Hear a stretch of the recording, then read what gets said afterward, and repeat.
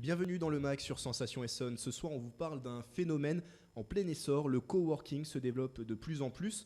Et notamment dans le département, nous allons l'aborder dans cette émission. Plus de 140 de ces espaces d'accueil professionnel existent en Ile-de-France. Bonsoir Clara Meyer.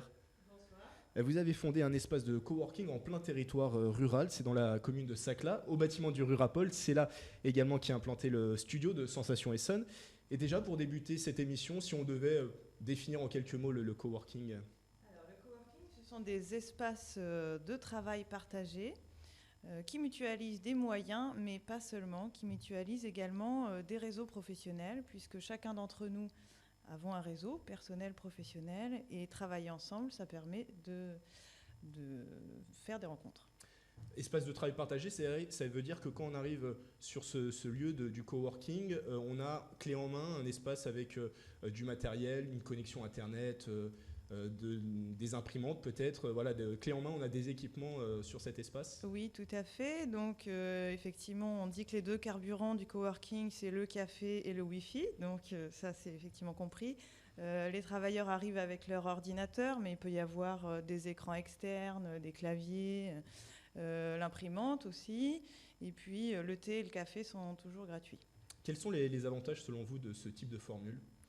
Alors, ça permet à des travailleurs indépendants qui travaillent bien de chez eux, mais qui se sentent un peu isolés, de pouvoir rencontrer d'autres travailleurs indépendants comme eux et de discuter de problématiques professionnelles dont on ne peut pas forcément parler avec ses prospects ou avec ses clients.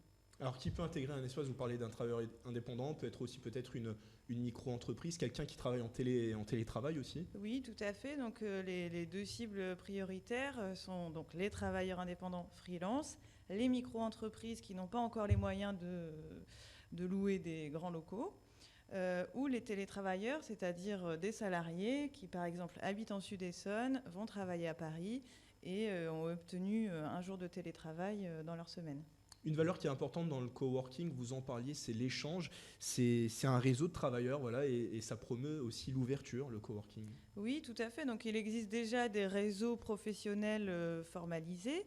Dans le coworking, ça fonctionne d'une façon un peu plus libre et un peu plus, on va dire, naturelle. Les affinités se créent entre les personnes selon leur profession, leur caractère. Il n'y a rien de vraiment formalisé. On n'oblige pas les gens à partager leur carte de visite.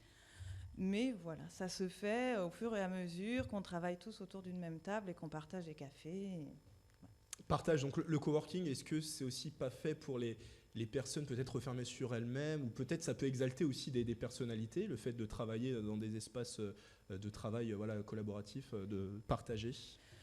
Je pense que même une personne qui aime beaucoup la solitude, de temps en temps, a besoin de voir du monde. Donc une personne qui, pour travailler, n'aura pas du tout besoin d'être entourée de monde, sera par exemple intéressée par des événements, des petits déjeuners, des moments de réseau qu'on crée et qu'on organise.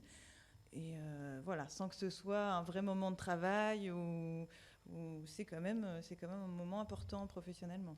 On parlait des avantages, j'imagine aussi que le coworking, ça implique des règles à respecter pour rendre le cadre de travail plus agréable au quotidien. Oui, tout à fait. Chaque espace de coworking construit sa charte. Dans le meilleur des cas, c'est une charte qui est co-construite avec les coworkers. Par exemple, à Coworgreen, qui est votre espace de travail. Voilà, tout à fait. Il y a une règle qui est la non-utilisation du téléphone portable dans l'espace de travail partagé. Donc on peut recevoir un coup de fil, mais ensuite on se déplace pour téléphoner ou avoir un appel vidéo. Alors je l'évoquais en introduction, le coworking, c'est un phénomène en plein essor, et notamment en Essonne, avec des espaces qui voient le jour, à l'instar du vôtre ou d'autres qui sont également en projet. La CCI Essonne, la Chambre de commerce et d'industrie, a par exemple ouvert sa capsule, c'est son espace de coworking. Et depuis quelques mois également, Clara, il y a Coworking Essonne, c'est un collectif qui regroupe les coworkers du département. Oui, tout à fait, c'est un collectif qui est né en décembre 2015. Et on s'est rencontrés entre plusieurs porteurs de projets d'espaces de coworking à la CCI, justement, et se sont adjoints à nous d'autres porteurs de projets. Donc, Coworking Essonne réunit pour l'instant 10 membres. aussi bien des porteurs privés que des porteurs publics, comme des agglomérations ou la CCI. Et il y a 5 espaces déjà ouverts, donc Saclay, Juvisy, Évry et Sainte-Geneviève.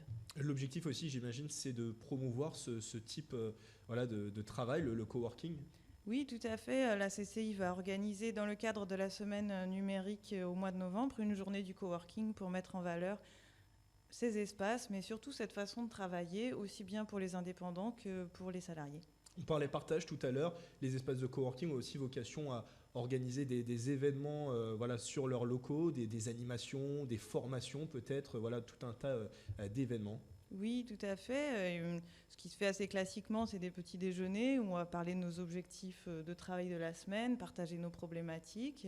Il y a aussi des déjeuners, comme des déjeuners des experts. On invite un professionnel à parler pendant 1 heure de son activité qui peut intéresser chacune des personnes présentes. Et ensuite, on déjeune tous ensemble. C'est toujours des événements qui sont à la fois professionnels et conviviaux. Et à côté de ça, il y a également des formations. Donc là, on est vraiment dans un cadre plus formel. Ça dure en général 3 heures. On invite un formateur professionnel et on travaille sur une problématique particulière. La semaine dernière, par exemple, on a travaillé sur la prise de parole en public. Donc ça me sert un peu aujourd'hui, avec une comédienne spécialiste de l'improvisation théâtrale. Un autre exemple d'animation, vous avez mis en place sur votre espace une bibliothèque participative. Oui, tout à fait. Donc, pour moi, la lecture et l'écriture sont des choses importantes qui font partie de ma vie. Donc j'avais envie qu'il y ait des livres dans l'espace de travail. Et en même temps, je n'avais pas envie de gérer quelque chose de très strict autour des emprunts et des retours. Donc on a partagé avec les coworkers certains de nos ouvrages. Et puis on peut soit les emprunter et les ramener, soit les emprunter et ramener un autre livre et transmettre ensuite le premier livre à d'autres personnes. Alors avant de refermer cette émission, j'ai une question plus spécifiquement sur votre espace. Pourquoi avoir fait le choix, on l'a dit, vous êtes installé à Saclay, pourquoi faire le choix d'ouvrir un espace de coworking à Saclay en plein territoire rural ? Alors c'est à la fois un choix personnel et un défi sur la ruralité. Personnel parce qu'avec ma famille, nous avions l'intention de nous installer en Sud-Essonne. Moi, je suis rédactrice indépendante de métier. J'ai pratiqué le coworking par ailleurs. Et donc, en s'installant ici, j'ai cherché où étaient les espaces de coworking en Sud-Essonne. Et il n'y en avait pas. Donc, je me suis dit que j'allais en créer un. J'ai fait réaliser une étude de marché et j'ai vu qu'il y avait un certain nombre de travailleurs indépendants.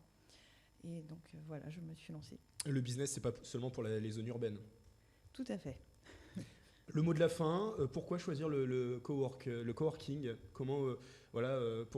Quel conseil vous donneriez à nos auditeurs ? Le conseil que je donnerais, c'est d'essayer. Déjà sur un événement réseau, et puis ensuite d'essayer de venir travailler une demi-journée, parce que pour tous les espaces de coworking, ce sont des formules très souples, donc on peut venir essayer. La première journée est toujours gratuite, et essayer juste une demi-journée de temps en temps, c'est possible. Merci Claire Meyer d'avoir été avec nous. Merci à vous. Fondatrice d'un espace de coworking, espace de travail partagé au Rurapol de Saclay dans le Sud-Essonne. Retrouvez toutes les informations sur notre site internet, le www.radiosensation.fr. C'est la fin de ce MAG sur Sensation Essonne, une émission à retrouver en podcast audio et vidéo. Très bonne soirée à tous.